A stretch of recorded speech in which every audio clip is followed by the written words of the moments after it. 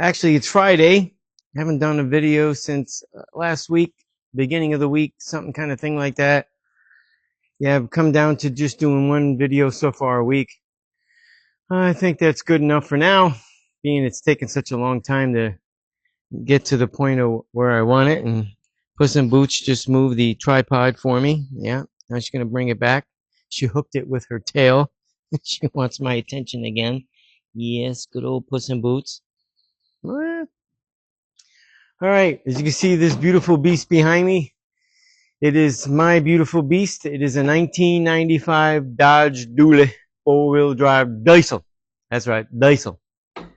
And most of you probably already know that diesels don't create vacuum. So they have a vacuum pump that's involved in the backside of the gear train that's hooked up to the front of these Cummins engines. And what's attached to the backside of the vacuum pump would be the power steering pump. In October, I put a new power steering pump in there. Unfortunately, it's October. We're now at the end of March. It started to go, I think last week, this pump started acting up. It's not that it's slow or anything like that. There's no leaks in it. Because when I changed it out, I also put brand new pressure side and return side lines on the truck. Put it in there new. And they're kind of a pain in the neck to get out. They really are. It's because of where it's at, what you got to get through between the top and underneath the truck. I really don't want to do it, but I got to do it. I need power steering. And when it starts to go as you're driving it, it gets pretty freaky.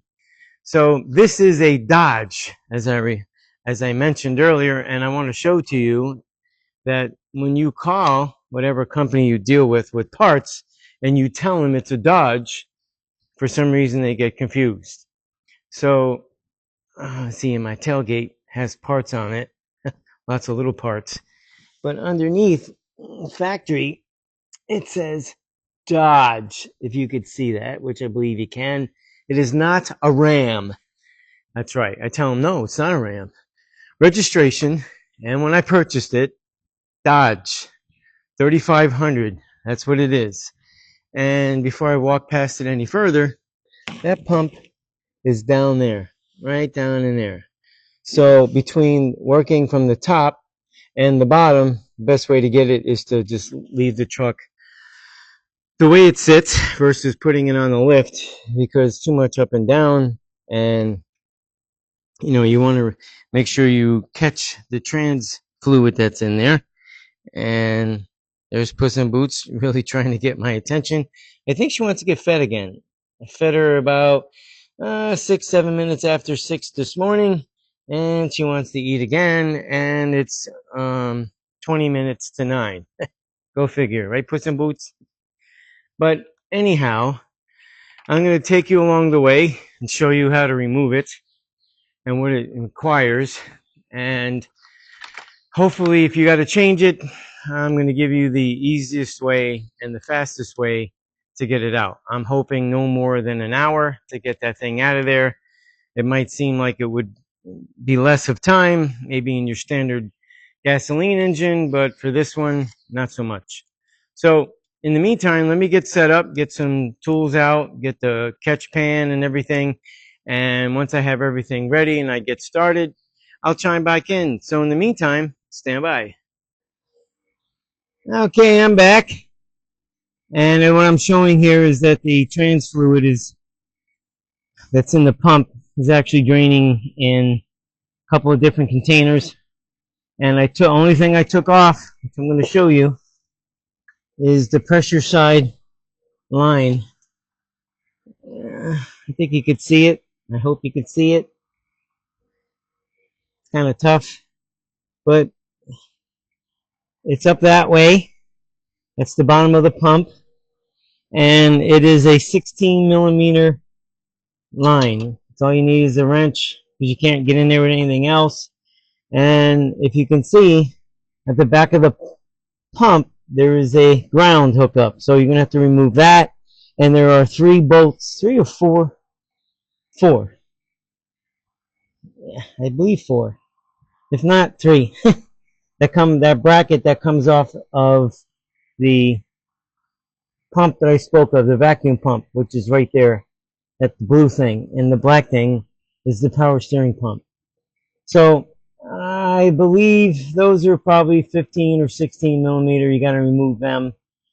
And once you have them removed, you'll be able to slip that out. But next I'm going to remove the return line. That's just a regular hose clamp going to the pump reservoir. So once you remove that, then you can start taking off all the nuts that hold that thing into place. So you'll have to go between underneath the truck and on top of the truck. But yeah, you can catch the angle now. You can see the hose, the end of it. Not the hose, the fitting, pressure fitting, and that's off. And the oil is running down the drag link bar. And oh, I guess I got to move this again. I'm so glad I got the cardboard down in a rag. It's the reason why I did the floor, because any kind of deposits coming from a vehicle stain the floor. And that to me is the biggest pet peeve going. I can't stand making a mess. I don't like when it leaves a stain on the floor. I know it's me, but I can't help it. I can't stand when you lose all this. You know, it just makes nothing but a mess. Because there's nothing wrong with the trans fluid that's in there, and I have a clean pot to collect it, but it gets away from you. So you lose about a quarter of a quart elsewhere, and we got to stop that from happening. So let me get started and get the other hose off, and once I get that much of it removed, I'll chime back in, so stand by. All right, here we are. Here is the return side. I have it up in the air so the oil doesn't keep running out. And it's just a regular hose clamp, 5/16 nut driver. Or if you want to use a screwdriver, knock yourself out.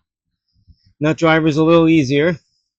But you get at it from the top, and then you can see the ground better from up here. So I'm going to grab these two bolts here, or I should say nuts. There's one on the back side. I got to get them off, and it is 15/16. And so there is 4. So 2 here on the side, 1 going towards the block on the top, and then 1 on the bottom. So it's a total of 4, and then you should be able to slip that thing out of there. So that's the plan. It's a real, if you're a small person, small hands, small arms, it might not be so hard, but the bigger fellers, it's getting in through all this stuff here and getting up from underneath with all the stuff in the way.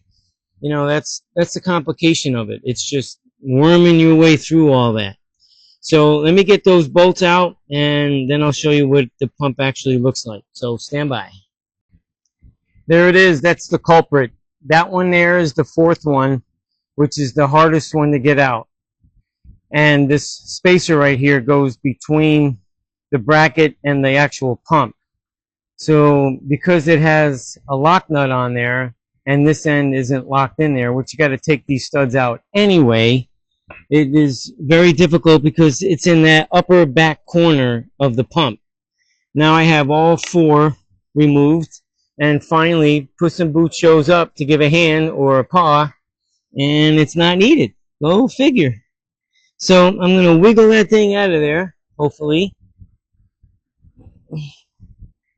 because that is the last one. Yep. I'm going to need 2 hands for that, but the idea is to get that out, and then you have to remove all 4 studs. In this case, I'll just have to remove 3 because the one already came out. And then it's a trip to AutoZone for them to exchange it because it's under warranty. So stand by. I'm already back, and there was one more thing that had to be removed. I totally slipped my mind. It's only been since October. What the heck? And this is the oil pressure sensor, which is mounted into the side of the block, right pretty much, I don't know, an inch or so behind the actual pump. And as you can see, there is a plug that attaches to it.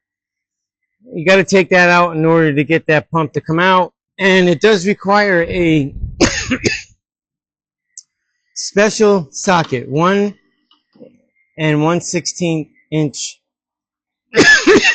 socket. Sorry about that. As you can see how it looks, and it is 1/2 inch drive. Use a 6-inch extension, and with your normal 1/2 inch ratchet, you'll comfortably be able to loosen it up. But keep in mind with the weight and where your fingers end up going, keep a hold of it if you can, because these do separate really easy and you don't want to break them. So, and this one did drop out of my hands, and this ended up knocking over the little container with some fluid in it and made a mess on the floor. And this one ended up in the pot that I had to then clean it with some brake clean. So now I should be able to slip the pump out of there. I put the electrical side, the fitting, the plug itself, I put it up here so I wouldn't lose sight of it. And hopefully now I should be able to sneak that pump out of there. So to keep in mind, maybe even before you get started, you might want to unplug it and then take it out, but just be careful because it does break really easy. And they're a little pricey. I think they're somewhere in the $80 and $90 range. I'm not really sure. I ended up replacing it definitely once, if not twice. And once is because I think it stopped working, but the second time is because I broke it. Yeah, I've had this apart more than once, keeping in mind I've owned this truck since brand new. I bought it out of Texas from Elder Dodge in Elder, Texas. That's right, Elder Dodge. I won't forget the name. A one-time experience. It was a good experience. And I drove it back to Pennsylvania from Texas. Yep. So let me finish getting that thing out of there. And hopefully, well, what the heck? Let me see. Maybe I can try to film it. Trying to get it out. This way I can directly show you what it looks like as soon as I can hopefully get it out of there. It's not fun. I don't know why, but it just isn't fun. Oh, here we go. Oh, it just dropped out of my hand because, you know, it's slippery, it's oily. And good thing it didn't go far. I got it tilted in a way that if there is any more oil in there, it won't come out, hopefully. Yeah, you gotta wiggle it on through. It's really fun. You should try it. Give it a whirl. I've done it more than twice. Here it is. Nice big part number. It's a goofy looking thing. It's got some weight to it. That's where the fitting goes into. The return line's up here. And that's what that side looks like. See, this fitting right here goes into the back of the pump. So the way it's clocked, I'm going to remember the way it's clocked because I'm going to put a white mark, take a picture of it because I know I'm returning this. But when I get the other one, to make sure what the parameters are from the stud over, I'll know exactly how that is supposed to be. To make it easier when you slip it through the sleeve that this has to go into. And as you can see, one of the studs are out. So there's 1, 2, 3, and 4, and you got to remove them. And that tends to be a little bit of fun. And I think I'm going to eliminate using the lock nut that was on this one here. Yeah, I got to. It's too much of a pain in the neck to try to get it on in that tight area. So I'll get our standard metric nut, no lock nut, just use a lock washer.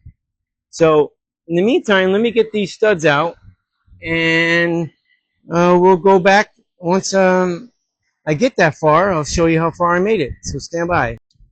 Okay, I'm back, and I got you set up inside the 61 Lincoln Continental.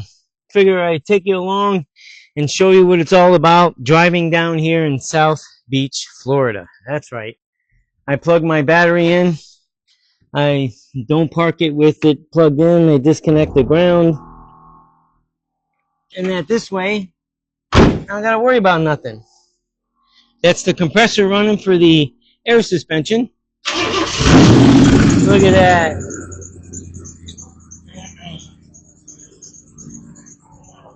So,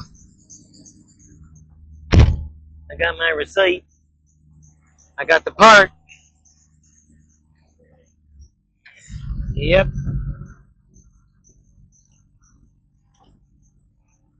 Just leveled it out. This one needs a power steering pump again. Yep. It's not fun. Yes, sir. Backing out of the building.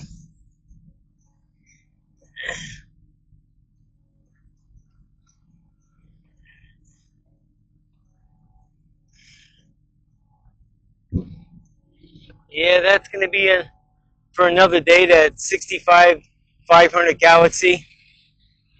It'll probably be the first Will It Run video. I did save it where I got it from. The video, I was recording it.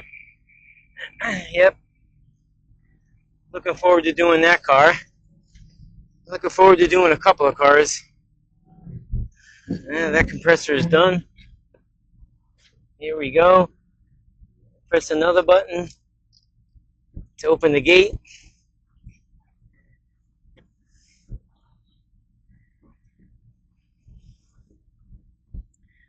I'm sure you'll enjoy the ride.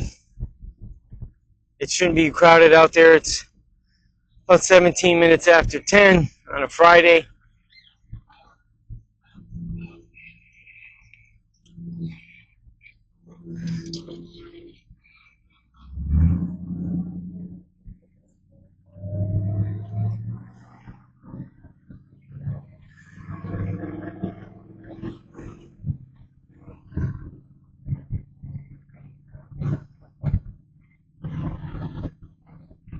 This is just a side street. It's a nice neighborhood.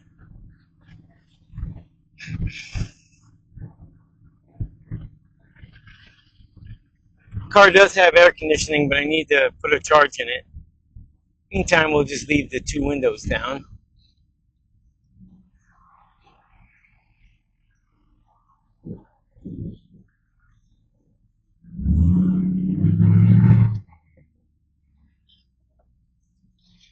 Yeah, they were kind of racing kind of fast there, even though it's 2 lanes. Wow. See, this is what it's like to drive when your power steering is cutting in and out. And no fun. I take my time.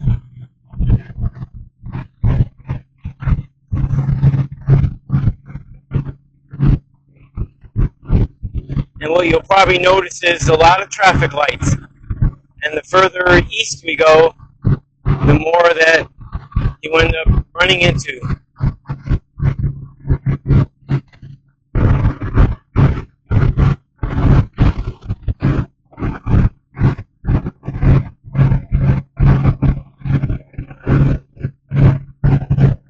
Alright.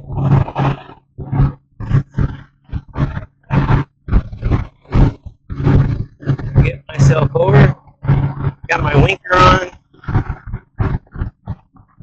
Go over one more because it turns into 3 lanes.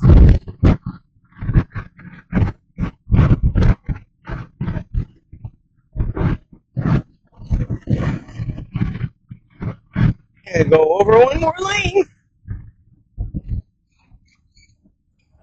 This car does have power brakes, but the power booster has a vacuum leak. I do have another one to put in there. Look at that, diesel fuel, $5.53.9. Yeah, that's just beautiful.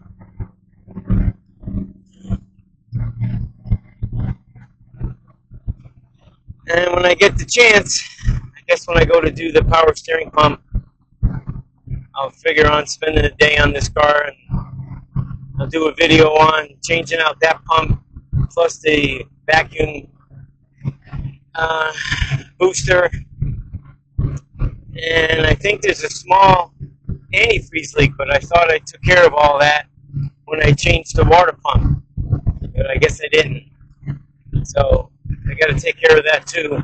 And this does not have the original engine in it. I put an engine from a 89 Grand Marquis 5.0. also with the transmission that came with the car. I bought a donor car and took what I needed out of it, and then I scrapped the rest. Worked out well.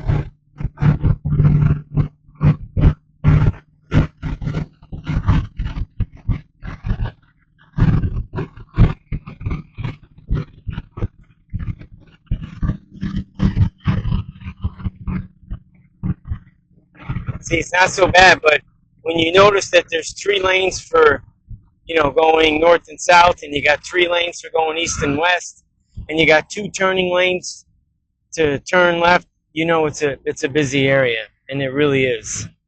In the morning, even as far as just before 7, it's crowded. Then around 3:30ish, 4 o'clock, it starts up again up until about 7. Yeah, just mad traffic. And they're putting in more establishments as far as, whether it's condos, apartment houses, more homes. The grid just can't handle it, but that's what Florida's all about. Yep.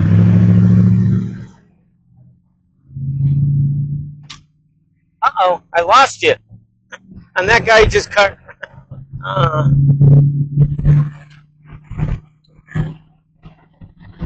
And that car right there in front of me just cut me off making the turn. Yeah, it's brilliant. See, that's the other thing you got to be careful of. That's nice. Yep, people cutting in front of you. They don't care. They're ignorant. They're belligerent. One of these days, I'm going to build me one heck of a big, dump truck. And in the front, I'm going to have, all by hydraulics, you see them attached to garbage trucks when they go and pick up those containers at, restaurants. They lift them up, and then they dump the garbage into the back, and then they place the can back down. Well, I'm going to make long enough forks to lift up those vehicles, scare the living tar out of them, lift them up. I won't dump them. I'm not trying to kill them. But I definitely will get them to the point where when they get out of the vehicle, they'll be changing their underwear. That's a fact. It's just amazing the lack of consideration, the fact that they're probably texting on their phone, which you're not allowed to. You can talk on your phone down here. And if you're driving a commercial vehicle, you better have a headset on if you're using your phone. Because you will, if you get caught, you will get cited for it. Plain and simple. Yep, you gotta love it. Yep, there you go. I'm gonna have to go to the junkyard and get me some sway bars from another vehicle of some sort that I feel as though I can mount on this. Because there's too much flex. There's too much swaying going on. So maybe I'll find me a Mercury of some sort, a full-size Ford passenger vehicle, go in there and snatch it up. The front and the back. Oh, look at that. The front wheels are still spinning and the vehicle was sitting there. Oh, that's funny. He's got the front end too high. That's funny. Either that or the tire is a lot smaller than the one behind it, which kind of looks that way. And you see all kinds of things around here. Turn signals don't work on their trailers. They're missing stuff. Here we are. AutoZone. I do got my turn signal on. See, I'm considerate. So hopefully I don't lose the camera.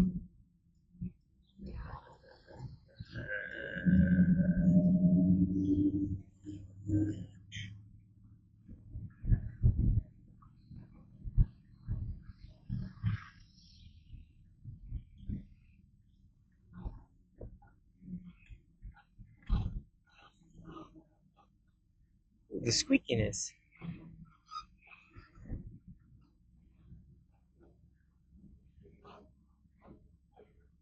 Alright, park right behind this beauty, keep her in the shade. Yep. So, stand by until I come back.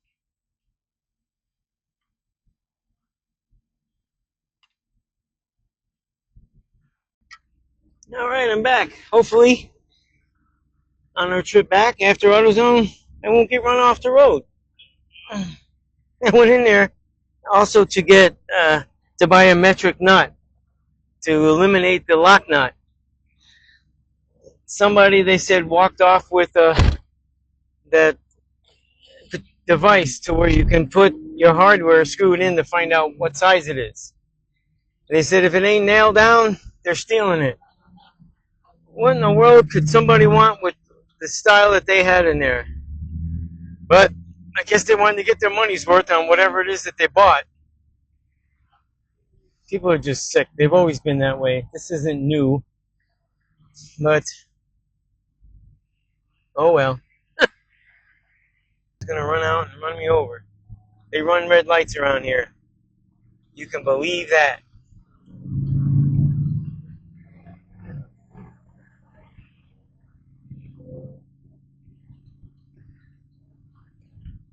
I was going to ask him how much a pump was for this, but that fella in there, he's not a nice guy. He's always miserable. Sometimes he's even angry. And I even told him, if you didn't like your job, then quit. Go somewhere else. I've also told the manager about it more than once. You know, nobody wants to come in here and deal with somebody who's miserable like that. You know, we all got a job to do. And if you don't like your job, go get a different one. Sure, there's something out there you might find to like. Even when I talked to him on the phone yesterday about that pump, I had to basically bring him down. He was complaining. No one helps him. He's by himself. Busy.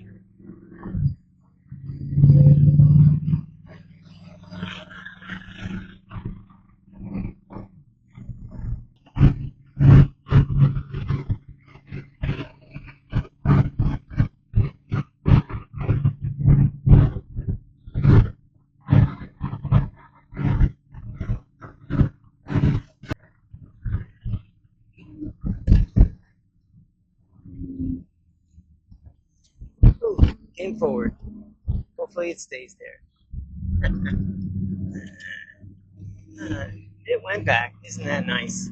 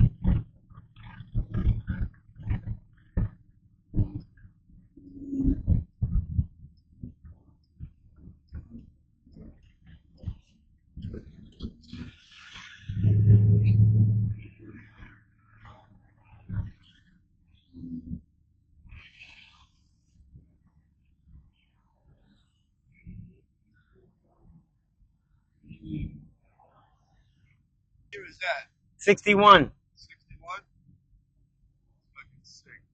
Thank you. Lincoln Continental, huh? Yes, sir. Was that 65 years old? Something like that. It's all original? Well, the interior is obviously, the paint is not. The engine and transmission and the rear is not. The front end is with disc brakes, and I have disc brakes on the back. Rims? Rims are not original.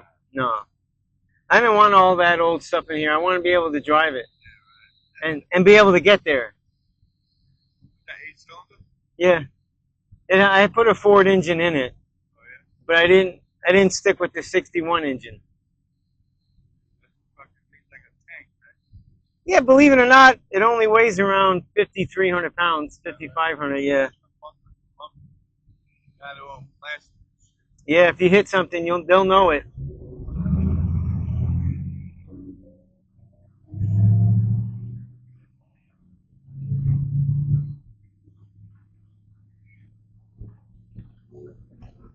Here we go. Need to turn safe. I do get a lot of attention in this car. It is a nice car. I'm looking forward to driving my other one when it's finished. I've done a video on that probably a year ago when I did the body and paint. I believe I did. Or it's on my Instagram page.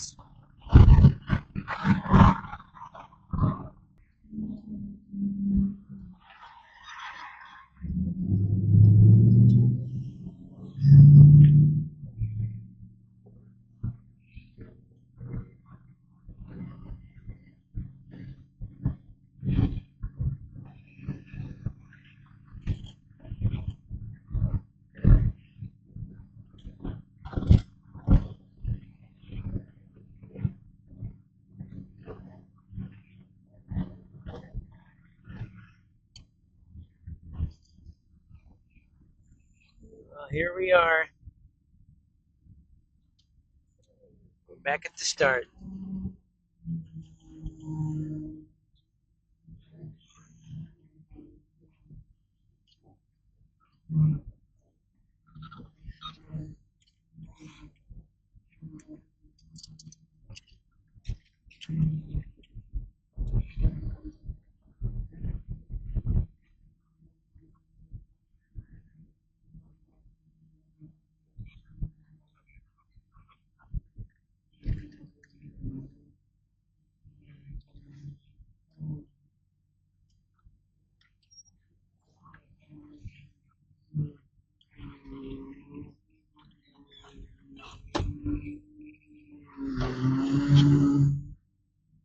I popped the hood so I can disconnect the ground on the battery.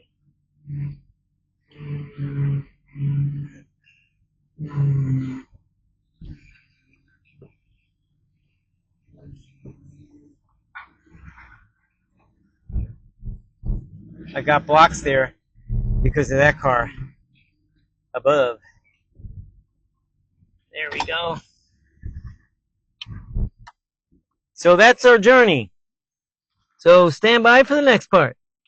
All right, I'm back, and I put the new pump, you could say together. I put the studs in there, and what I decided to do is, because I couldn't find a nut that would accommodate what I needed, because this outside one, for whatever reason, is a lock nut. So to cure that problem, because I couldn't find one right away and didn't want to waste time, speaking of time, it took 1 hour and 20 minutes to get this pump out. Then you'll spend another 10 minutes taking the studs out, and now I'm about to put it back in. So what I did was I took a tap, which is 10 millimeter 1.25. That is the thread, diameter, pitch, all that, for all these nuts that go on these studs. So I would recommend taking the tap, 10 millimeter 1.25, and go through all of them, and that's what I did. So now I'll be able to get them on there a lot easier. I won't have to wrench them the entire way in. I'll be able to put them in by hand, hopefully get my fingers up in there. And don't forget about the 2 spacers that are on the block side that belong in there when you slip this back in there. And I clocked this, I measured, put new marks, so that this way I can match that up. And this will go in, and once this goes in, don't forget to put the oil pressure sensor back in. That's very important. That oil will be blown out of the side of the block like there was no tomorrow. So I'm going to take these nuts off. I'm going to get this in there, hopefully carefully, easily. Put a couple of nuts on there from wherever I can reach from at the top. And once I have them in there, while I'm up there, I'm going to put the oil pressure sensor back in. Yeah, so that's what I'm going to do right now. And once it's in, the next thing I'll do is, and I'll show you, I will lift the front end of the truck up, take some of the pressure off, because you're going to want to bleed the air out. And after you put the transmission fluid in there, I recommend transmission fluid, not the power steering fluid, because the power steering fluid doesn't have the lubricants that it needs for the O-rings. So just to let you know, power steering, when it comes to these, especially the older ones, with the new electric ones, well, that's different. This is an old one, but that's what it takes. And don't forget, special socket, 1 point, it's 1 inch and a 1/16 is what's required, and it's the way it's designed. And it is 1/2 inch drive, 6-inch extension. Put it in there, make sure you get it on there, and snug it up. So that's the scoop. So in the meantime, let me get that in there and stand by. Okay, I'm back, and the pump is installed. The lines are hooked up. Don't forget, oil pressure sensor, plug it in once you're done, snugging it up. And the one recommendation I made, and I made this, well, I altered this wrench a long time ago, and I believe it was purposely for doing these pumps. It's a 15 millimeter. It's what you need to take the 4 nuts off, the studs for the pump. And you can see I have a pretty serious bend to it, but enough not to get too stupid to where you really can't use it. And when it comes to tightening the one that I had a hard time getting off because it was a lock style nut, you know, you don't get a whole lot of movement out of it. So even with the ratchet wrench, very little. So by using this, because there's another stud that sticks out right there, you're able to wrench on it more because you can get by and past the stud that's just right next to it. I'd make that recommendation. This is a Craftsman one. Not that I would be able to, hey, exchange it if I really needed another 15 millimeter, which I have plenty of them. I would still buy it and bend it and do what I had to do. But they're all tightened up. Don't forget the ground. Tighten that up. Make sure it's clean.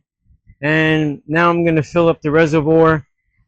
And at that point, I'm going to jack it up, take the pressure off the front end of those tires.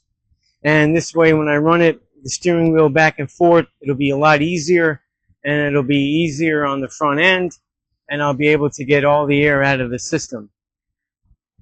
So also be mindful when you're putting the pressure side line back on that the O-ring that's on there, this is all new system. So I didn't have to replace that O-ring, and the one that came with the kit didn't seem to be as thick as the one that came with the actual line. So I left that on there. I did inspect it. There's no cuts, no damage. But the one that they want you to replace it with was thinner, a thinner O-ring, and I just wasn't happy with that. So I left what came with the brand new line originally, which is brand new, basically. It's only a few months old. So, and I haven't been driving the truck a lot, so it's not like it got beat up, worn and torn and all that stuff. So that's the plan on that. So I'm going to fill this up. First, I'm going to wipe the tools off, put them away, the ones I don't need. I'm going to grab me the proper funnel with the long neck on there, fill it up, and call it a success as long as the pump is good. It bets to be, but it went on a whole lot faster. I think it only took me 45 minutes because the nuts just went on so much easier, able to finger tighten them right to the point. And the 2 nuts here up on towards the top, I was able to wrench them and tighten them from the top. I didn't have to get them from the bottom, but I did have to get the other 2 from the bottom. And then I was able to put the pressure side line on up at the top, finger tighten it, went underneath 16 millimeter to tighten that one up pretty good. So all is well, everything is in there, and I'm pretty sure it's good to go. So hopefully that's helpful. And it's really not difficult, but it's going to take you some time to get it out, especially it's the first time you're doing it and the first time you're actually changing that pump out. It's sometimes you can get on your nerves, but take a deep breath, take your time, and you'll get it off. But if you do those other things I mentioned about taking a tap through the nuts and you line up the actual shaft in the center, which I did, and that went on pretty smooth. I didn't have no hiccups. I didn't have to jerk it around or take it out and turn it. It slid right in the spot and worked out really well. I do appreciate people watching. Hopefully you subscribe if you haven't already, and make a comment. Hopefully I'll get to see it. And until then, try to get something done.